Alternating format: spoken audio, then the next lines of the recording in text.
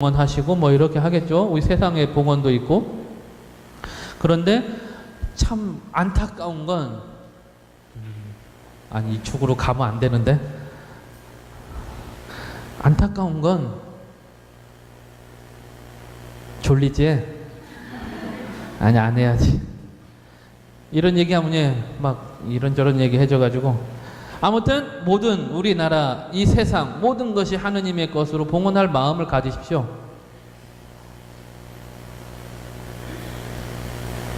그렇게 하십시오. 제발.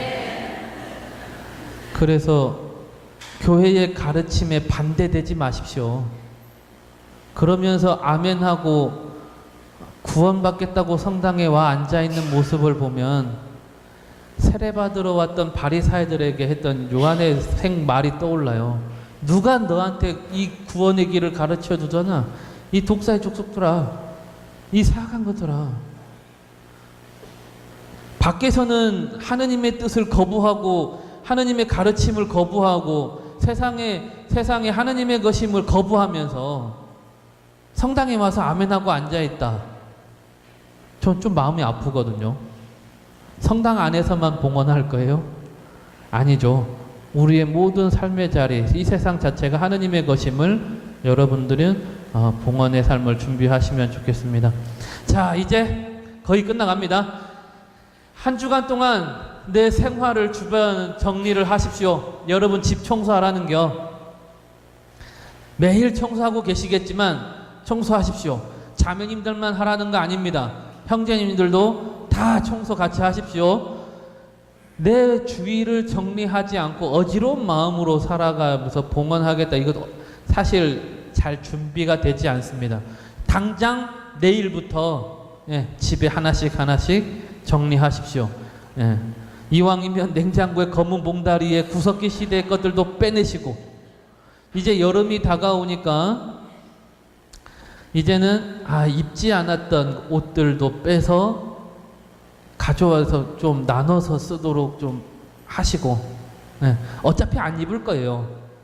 어차피 안 입을 거니까 옷장만 꽉꽉 차게, 습기만 차게 하지 마시고 그런 것도 정리도 좀 하시고, 그리고 내 주위의 것들 하나씩 정리하시고.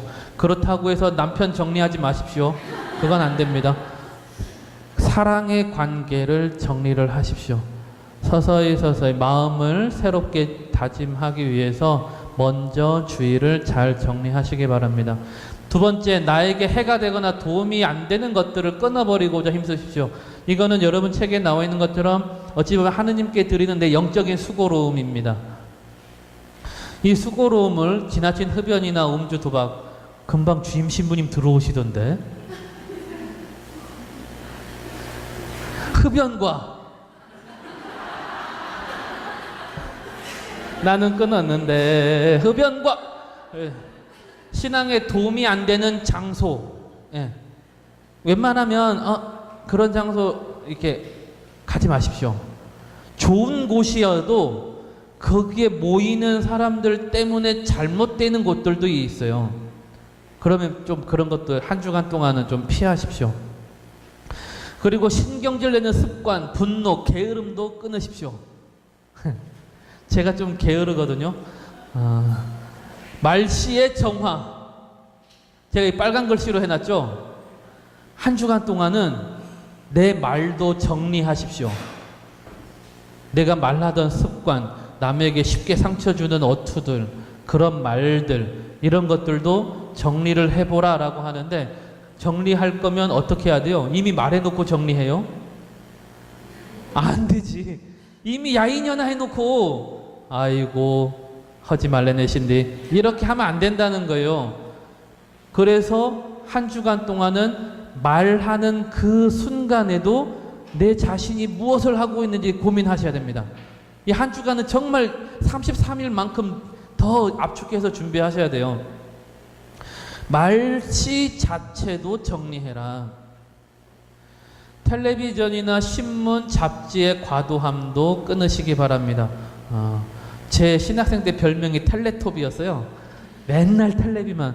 이제는 이 한 주간 동안 여러분 주의를 잘 정리하시면서 이 해로운 것들도 이렇게 정리하시고, 이 외에도 내가 집착하고 있었던 것들이 있으면 그런 것들을 좀 한 주 동안 한번 끊어보고 정리하고. 요즘은 또 뭐가 나와요? 스마트폰. 네. 여러분들 스마트폰도 한번 이렇게 딱 이렇게 내려놓고 그거 할 시간에 성모님께 봉헌할 나의 선행 하나를 해 나가시면 되겠습니다. 이웃과 화해합니다. 큰일 났죠? 불목한 친구나 친지가 있으면 내가 먼저 찾아가 화해합니다.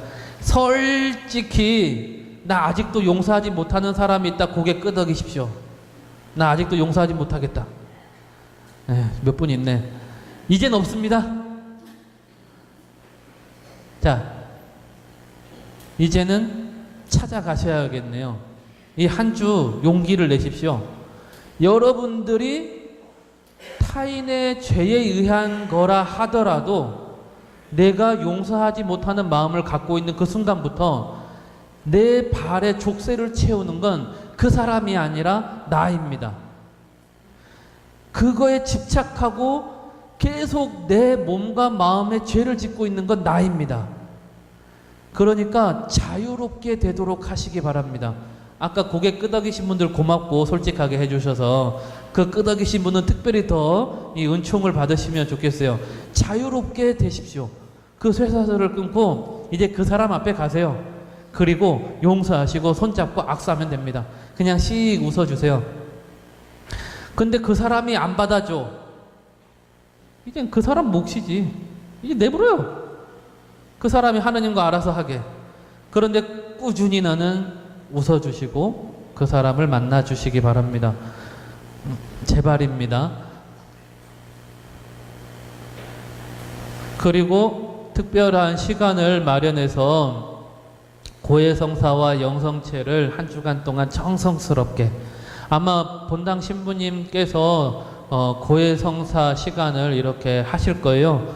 그래서 여러분들은 한 주간 이렇게 정리하시면서 우리 책에 나와 있는 33일간 느꼈던 모든 것들, 그리고 그 33일간을 통해서 내가 솔직히 이밖에 알아내지 못한 죄에 속하면서 이미 알고 있으면서도 고백 못한 것들이, 여제 남아있는 것들이 있어요.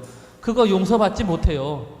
이밖에 알아내지 못한 죄는 알아내지 못한 죄를 말하는 거지 생각하면서 말하고 싶지 않았던 죄가 아니에요. 그래서 여러분들은 이 한 주간 동안 고해성사 하시면서 이밖에 알아내지 못한 죄에 감추어뒀던 죄를 다 꺼내십시오. 그래서 그걸 고해성사를 하시기 바랍니다. 마음 아파하고 내가 이렇게 자꾸 이 새 속에 움츠러들고 있는 이 모든 것들을 전부 다 하느님께 꺼낼 수 있기를 바랍니다. 그래서 기쁘게 고해성사하고 영성체를 하시기 바랍니다. 그리고 영적 선물, 아까 얘기했던 것들과 해서 단식, 희생, 애금 뭐 등등 여러분들이 영적 선물을 준비하시고, 그리고 봉헌문 편지를 작성을 하십니다. 편지에는 성모님 사랑합니다 더 좋겠죠. 하지만 봉헌문을 작성을 하는 거죠. 그냥 연애편지처럼 쓰기보다는 사실 여러분들이 변화된 삶에 대한 것, 여러분의 변화에 대한 것, 앞으로의 다짐에 대한 것. 그런데 헛된 다짐 또한 하지 마십시오. 괜히 잘못된 약속 하지 마세요. 난 매일 묵주기도 1000단씩 바치겠습니다. 이런 거 하지 마십시오.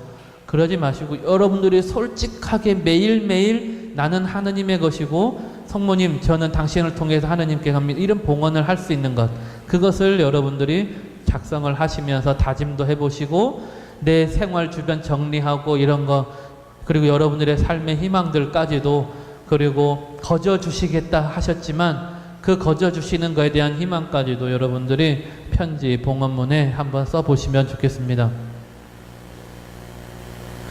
자, 다음 주 수요일은 목욕 재개하십시오.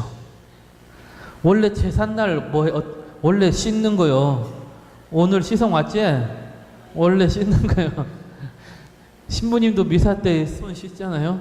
네, 목욕 재개하시고 외모도 단정하고 아름답게 시집 갈 때처럼, 장갈 때처럼. 네, 그리고 한복 있으신 분은 제가 원래 한복 이런 거 주장은 잘 안 하는데요. 딱 한 번 성모님 봉헌하는 날만 한복 얘기를 하거든요. 한복 입으실 분은 한복도 이렇게 입으시고 내가 가지고 있는 옷들 중에 가장 정갈하고 깨끗하고 성모님 앞에 나가면 예쁠 것 같은 옷, 그 옷으로 여러분들이 마련하십시오. 옷 사러 가라는 거 아니요. 옷 사러 갈 돈이 있으면 어떡하라고? 봉헌하라고. 그리고 봉헌 당일날 봉헌 예물을 준비하여 바칩니다. 형식적으로 하지 마시고 여러분 정성으로 하십시오. 과부의 봉헌을 더 기쁘게 받아들이시니까 난 어떻게 하지? 이런 잘못된 생각 자체를 다 버리시고 기쁘게 봉헌 준비를 하고 오시면 좋겠습니다. 그래서 편지는 한 주간 이렇게 자기 정리하고 뭐하고 하면서 꼭 쓰시고, 그 다음에 내가 봉헌문과 봉헌금 준비되어 있다면 그거 함께 해서 오시면 되겠습니다.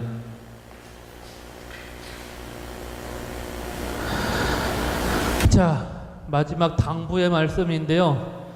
아휴, 신부님이 막 협박하듯이 얘기했는데 나는 도저히 그럴 사람이 아닌데, 나 아직 준비 안 됐는데 33일 동안 책은 샀는데 한 번도 못 봤는데 괜찮아요. 나는 부당하다라는 생각 자체도 버리십시오.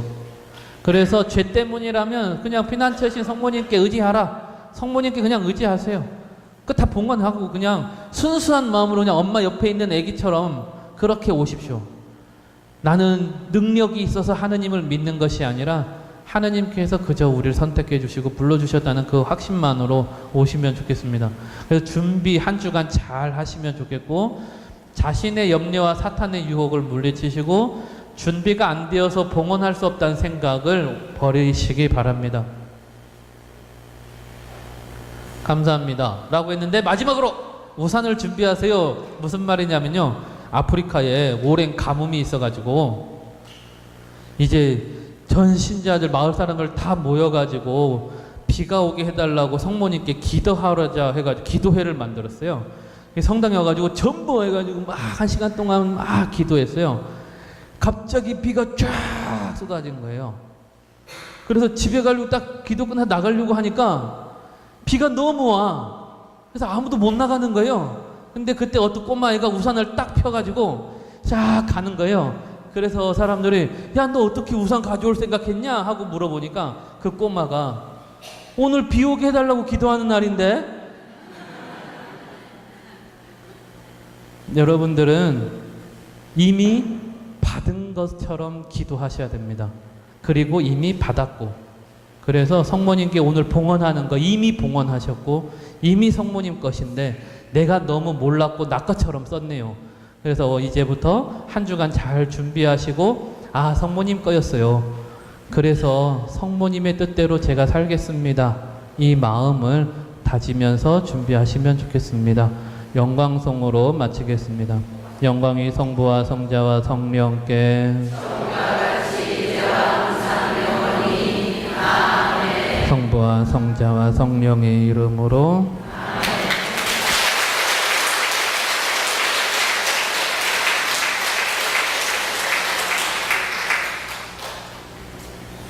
열심히 준비해 주셔가지고 우리에게 좋은 봉헌 준비를 시켜주신 홍배두루 신부님께 다시 한번 감사의 박수 부탁드립니다.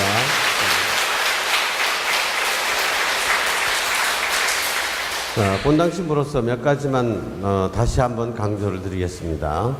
제일 중요한 것은 한 주간 동안 여러분 여러 가지 생각들을 하는데 쓰면서 준비가 잘 됩니다. 쓰면서. 그래서 나는 편지 못 쓴다 이러지 마시고 그 편지는 여기서 봉헌하시고 난 다음에 제가 불태울 겁니다.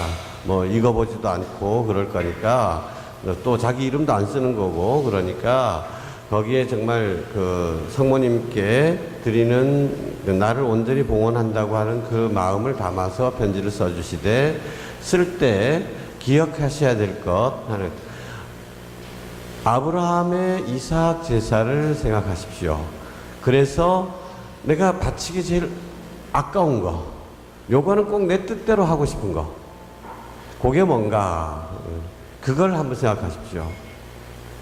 자, 아들이 꼭 이번 대학교에, 좋은 대학교에 입학했으면 좋겠다. 아들이 꼭 이번 무슨 시험에 합격했으면 좋겠다. 또는 취직했으면 좋겠다. 아니면 장가 갔으면 좋겠다. 시집 갔으면 좋겠다도 마찬가지입니다. 야, 그거는 그냥, 아이고, 내 뜻대로 아니고 하나님 뜻대로 알아서 해주십시오라고 못하겠어, 차마. 꼭 이렇게 해줬으면 좋겠어. 그런 게 있죠. 그거를 쓰라는 겁니다. 내가 정말 난 내 자식이 있고 이렇게 됐으면 좋겠는데 이 자식 문제를 당신께 봉헌하겠습니다. 예, 내가 제일 아까운 거, 꼭 요거는 내 뜻대로 하고 싶은 거, 예, 그것을 찾아내가지고 그걸 적으시면서 정말 요거는 꼭 내가 이렇게 되기를 바라는데 제 의지가 아니라 당신 뜻대로 하도록 제가 봉헌하겠습니다. 왜냐하면 제가 원하는 것보다 당신께서 원하시는 것이 더 좋다는 것을 제가 믿기 때문입니다. 그렇게 한번 그런 것들을 정리를 해 보십시오. 그리고 또 한 가지는 내가 이렇게 두 번째로 내가 이렇게 살고 싶은데 그렇게 못 살겠어. 나를 사로잡는 것들이 있죠. 어떤 악습. 신부님께서 1년 전부터 담배를 끊었다고 자랑을 하시는데 담배를 끊은 이유가 뭔지 아세요? 담배값이 갑자기 올랐어. 그냥 오르니까 야, 그거 계산이 되잖아요. 야, 한 달이 얼만데. 그럼 1년이면 얼만데. 그러면 이거 아프리카의 아이들한테는 정말 이게 얼마나 큰 돈인데. 단순히 뭐 오래 살겠다는 이런 마음은 전혀 없는 거고요. 그런 생각을 하셔가지고 그래서 담배를 끊겠다고 약속을 하신 것입니다. 네, 그런데 여러분 그게 힘든 거 있죠. 뭐 난 담배를 끊겠다. 그래도 하고 싶은데도 안 돼. 그러면 정말 요거는 정말 끊고 싶은데 안 됩니다. 이것을 당신께 봉헌하겠습니다. 요런 악습이 있어. 내가 이건 고쳤으면 좋겠어. 내가 그런 나의 모습이 싫어. 그런데도 고치려고 하는데도 잘 안 돼. 그건 안 되는 거. 나는 이렇게 살고 싶은데 그렇게 안 되는 거. 그런 것들을 생각해 보십시오. 그래서 그것을 쓰십시오. 그러면 나는 이렇게 살고 싶은데 이게 잘 안 됩니다. 미움 같은 것도 그렇잖아요. 난 누군가를 미워하지 않고 그 사람하고 사이좋게 지내고 싶은데 잘 안 됩니다. 용서를 청하고 싶은데 용서 청하지 못하겠습니다. 좋습니다. 그럼 그걸 쓰십시오. 이런 나를 봉헌합니다. 이런 못하는 나를 봉헌합니다. 이게 맡겨버리는 거예요. 그래서 내 힘으로 하려고 하는 것이 아닙니다. 그냥 그래서 봉헌이 좋다는 거죠. 봉헌해버리는 겁니다. 그래서 꼭 뭐 길이와 상관없이 여러분들이 나한테 가장 소중하고 버리기 쉽게 어려운 것, 그런 것, 나를 집착하게 만드는 것들, 그리고 내가 정말 내가 살고 싶은 모습과, 내가 바라는 모습과 반대돼서 잘 안 되는 부분들, 이런 부분들을 쓰시면서 봉헌 편지를 한번 써보십시오. 그리고 외적 준비로 신부님 말씀 다 잘 해주셨는데, 그날은 남들이 봐도, 아이고, 저 사람, 잔치집에 감춘가? 뭐 이제 이런 남들이 봐도 뭔가 저 사람한테 아주 귀한 날이로구나, 소중한 날이로구나 하고 알 수 있도록. 요즘 젊은 사람들 너무 그냥 쿨하게 입는다고 뭐 그냥 청바지 막 찢어진 건지 일부러 찢은 건지 모르게 뭐 이제 이런 거 뭐 자기한테는 그게 뭐 편하기도 하고 그게 자랑스러운 옷일지도 모르지만 남들이 보기에도 정말 오늘 정말 저 사람한테 아주 귀한 날이로구나, 뭔가 의미 있는 날이로구나, 이렇게 생각을 해서 가능하면 여러분들 한복을 입어주시고, 자매님들은 그렇고 형제님들은 꼭 정장을 좀 갖춰 입어주시기 바랍니다. 여름철이니까 덥죠. 양복이 없죠, 여름 양복. 그때 몇 시간 전부터 여기 에어컨 빵빵하게 틀어줄 테니까 좀 가능하면 정장을 꼭 하셨으면 좋겠습니다.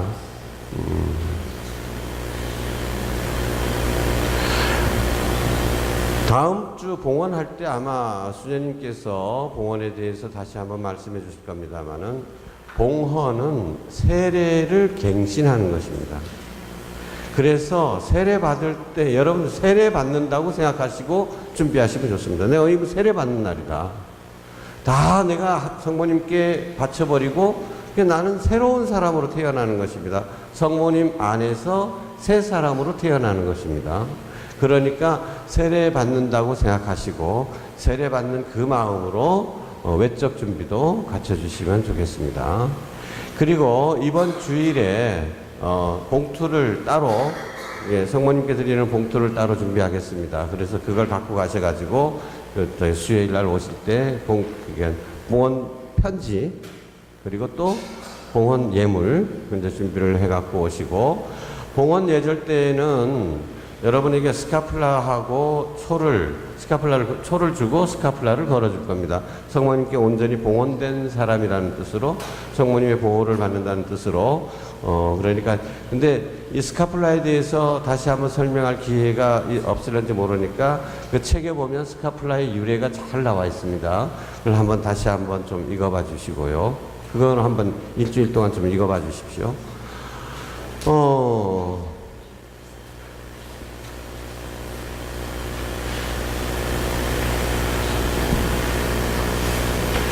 그리고 또 성모의 밤 행사 때처럼 초를 여러분들이 봉헌하는 것이 아니고 세상의 빛이 되라. 그리스도의 빛처럼 여러분들도 그리스도의 작은 빛, 세상을 비추는 작은 빛이 되십시오라고 초를 여러분에게 드릴 건데 그 초를 파는 게 좋을까요? 그냥 주는 게 좋을까요?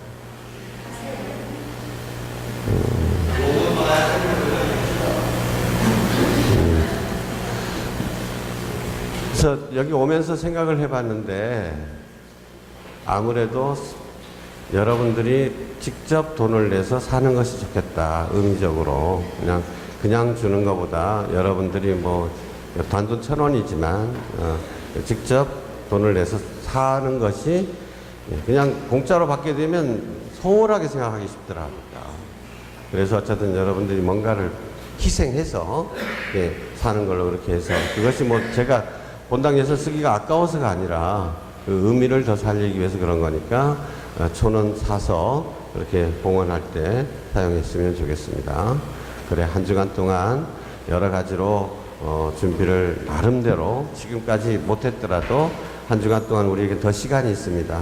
그래서 열심히 준비하시고 정말 우산이 필요한 것이 아니라 우비가 필요할 정도로 은총의 비를 많이 맞으시기를 바라겠습니다. 수고들 하셨습니다. 안녕히 돌아가십시오.